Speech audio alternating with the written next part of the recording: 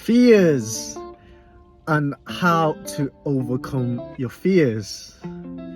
Hey guys, I hope everyone is doing fantastic and having a great day. In this video, I wanted to talk about fears and 3 steps that I use whenever I need to overcome certain fears that I have, and I know that it needs tackling. And it's a topic that I think is very interesting and applies to a lot of people, because we've all got fears. As people, we have fears that are rational, fears that are irrational, and everything in between. So I wanted to do this video to give you guys some ideas on how, what's worked for me might also work for you in order to overcome certain fears. Now, the basics of fears basically are things that hold you back, and that's the context that I'm going to be discussing this in. And in my line of work, being a property investor, I speak to a lot of people from day to day, and a lot of people that are first starting out in properties. In fact, a lot of them have a lot of fears that I've identified that I've had in my past as well when I first started out, and you actually know nothing at all in the industry until you get a certain level of experience. So fears has always been an interesting topic to me, because it has in a way held me back in certain ways, and it wasn't until I worked through a lot of mental work, a lot of self-development work and self-awareness work, that I actually help myself unravel certain things and learn certain techniques to overcome those fears. So here are 3 things that's worked for me that I hope might work for you guys as well. So step 1 is to identify what the actual fear is and where it's coming from.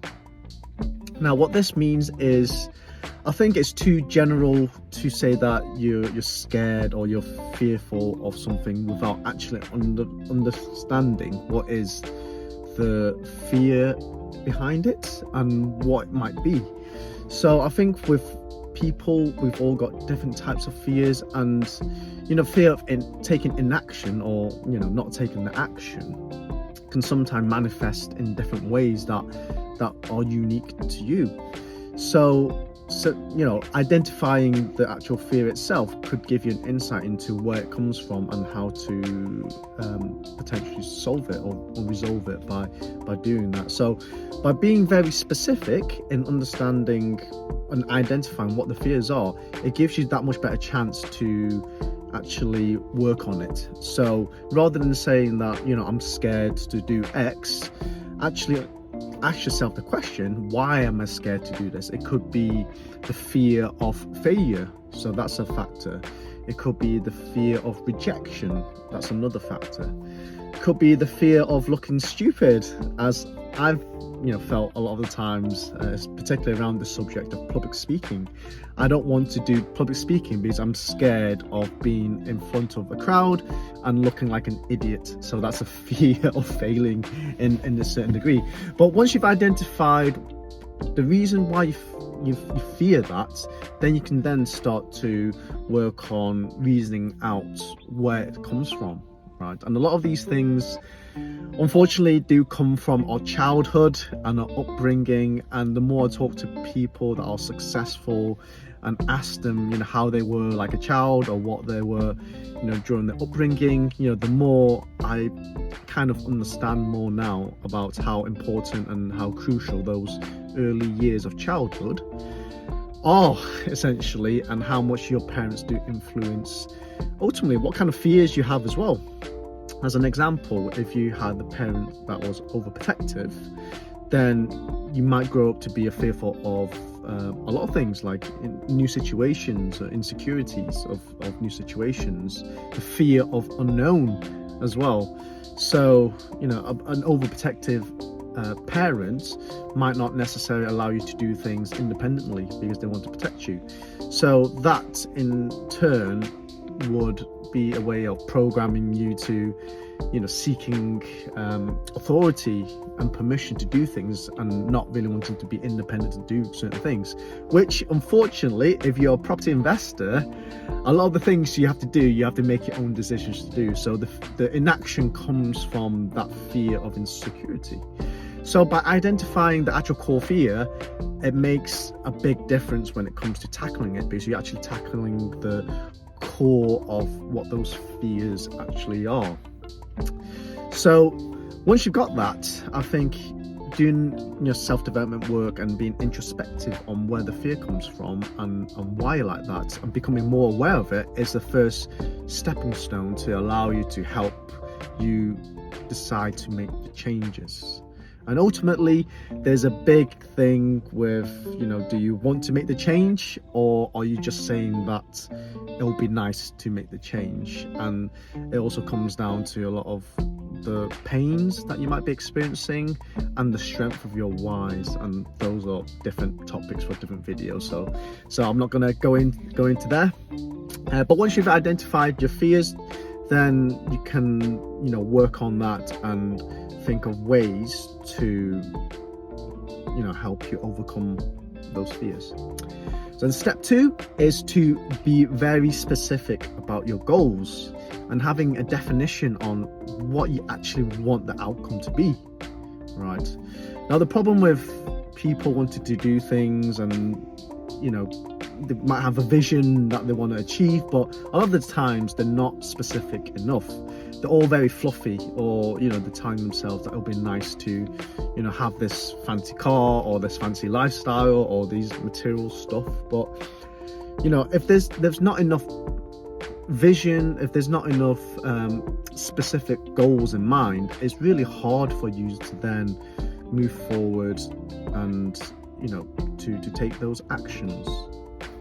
So if you've got these fears, right, and that's not resolved and you don't have the goals, then there's no chance of you taking those actions. So step 2 is all about defining your goals. And once you do have your goals defined and it's more clear in your mind, the next step to that will be to break those goals down into smaller tasks that's more actionable, so that you don't become overwhelmed with everything. So taking properties as another example, let's say your goal is to, have 10 properties, own 10 properties, rental properties, right?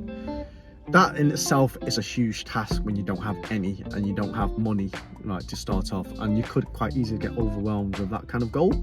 So the first thing is to identify, great, you want 10 properties as part of your overall goal that you want to achieve. The first step is to get the first one, right? So forget about the other 9. Your first task will be to get the first one, and then to break down that task into smaller tasks so you're not overwhelmed. So what do you need to do before you actually get your first property? Well, you need to go find the property. You need to look on the open market if that's what you're going to do. Look on Rightmove. You need to reach out to agents. You need to book viewings. You need to speak to people. But obviously there's certain steps you can, and by creating a plan from A to B to C to D, you can help yourself digest it a lot easier, avoid yourself becoming overwhelmed, and overall being more focused in actually achieving the task. Because once you've done one of the tasks, then it's quite easily you're quite easily going to the next task and the next task, and it flows. Then you enter into more of a routine and more of a habit. So once you start doing that, then it becomes a lot more easier. So that would be step 2 in overcoming certain fears and inaction. And then finally, step 3 that really works for me is to just take action, right? And just make the conscious effort to get up and do what you say you're going to do. Because we could be here thinking about a lot of things and essentially overthinking. So the moment you stop overthinking things and just doing and deciding, making your choice, making a decision to actually just do the thing that you say you're going to do, then you see a big change in your results. Obviously, I mean, there's a term that I use from time to time, is you can overthink yourself to death, right? And that is the worst thing to do, right, when it comes to trying to reach your goals or hit your goals, is that you can overthink yourself to the nth degree and not do anything, and actually tire out before you actually take the action that's required of you. So I'll say making a conscious decision to take action is essentially the most important step, right? Because even if you don't have, you know, the first two steps nailed down, just by the act of, you know, working towards something and taking the action towards something, you would see a change in results and a change in, you know, your own self-development. And I'm not saying it's going to be easy, and in fact it is very hard thing to do, to take action and to break out of the cycle of your routine, of your habits, because essentially you're trying to become a completely different person. You're trying to become the future version of yourself, and our brain does not like that. Our brain has fears and always constantly want to be pulling you back into your comfort zone, because what the brain wants is security and safety, and do the things that you already know. But as we all know from the quote, is that, you know, the definition of insanity is to do the same thing over and over again and expecting a different result. So if you actually want to become this better version of yourself, you actually have to become and change into this better version of yourself. And with that comes with the insecurities and the discomfort of being in a state of not your normal self, if that makes sense. And it's being more aware, being more conscious of that, and despite of it, still taking the action to slowly become this future version of yourself. And that is why taking action is so important, despite everything else, right? Because by taking action, you're actually slowly stacking wins, or you're stacking habits, and you're stacking different proofs to yourself that you are on the path to becoming this future version of yourself, which you're not now. So it's funny because, like, once you start to feel it, then you can become it. And this is why mindset work, and you've got people out there that talk about mindset and how you need to visualize yourself first before you actually become that person, and why manifestation works to a certain degree, because it encourages your mind to already adopt that kind of mindset to become that person. The next thing to do is to allow your body to actually follow suit and then transform into that kind of person. So yeah, taking action is so important, and that is why, you know, that in a way overrules everything else. That's the spoiler alert, or the twist in the story, is taking action overrules all the other things. But by doing steps 1 and 2, it gives you a better chance of being consistent and staying consistent, because you understand the why, you understand where your fears are coming from and what you need to tackle. You've got a roadmap and a plan and your goals to then tackle it. The final piece of the puzzle is actually just taking the action. So by combining all 3 steps together, there's a higher chance of you achieving your goals and finally removing the fears that have been holding you back from, you know, for a long time for a lot of people. So yeah, hopefully this video has helped you guys. If you guys really like this kind of content, I have a lot more on my online community, the Property Mindset Hub, where I share a lot of property knowledge and specifically mindset and self-awareness and self-development knowledge there. So if you do like this type of content, feel free to join the community. It is free to join.